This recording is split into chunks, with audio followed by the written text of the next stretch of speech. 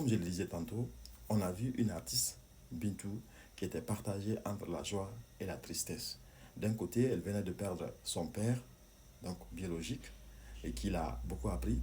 Comme elle-même, elle ne cessait de rappeler que ce père était son confident, son modèle, son ami, celui avec qui forcément elle se confiait et qui l'accompagnait partout d'ailleurs. Et c'est grâce à la rigueur de ce père, père son âme, qu'elle elle a pu pousser ses études jusqu'à obtenir son diplôme.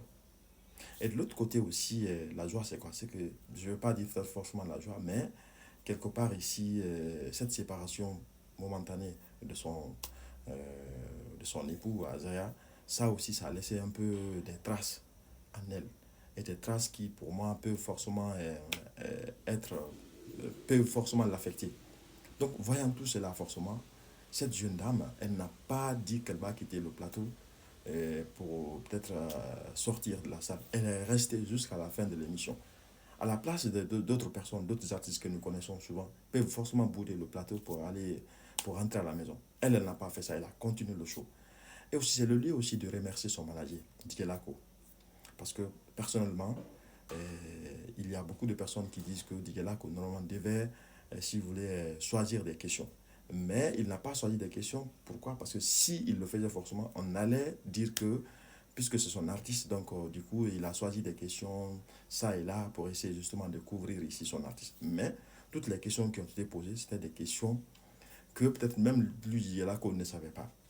Donc ça, c'est une prouesse. Ça prouve à suffisance que, quelque part, il n'a pas fait cadeau à son artiste, bien que c'est lui le manager. Et ça, on peut peut-être le reprocher beaucoup de choses, mais en ce qui concerne forcément la transparence, je pense que quelque part aussi, il est en train de fournir des efforts.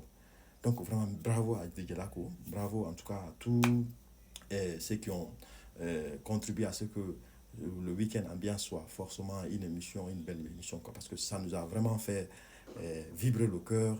Et d'autres étaient dans la joie, comme je l'ai si bien dit, dans la tristesse, et ça partait dans tous les sens.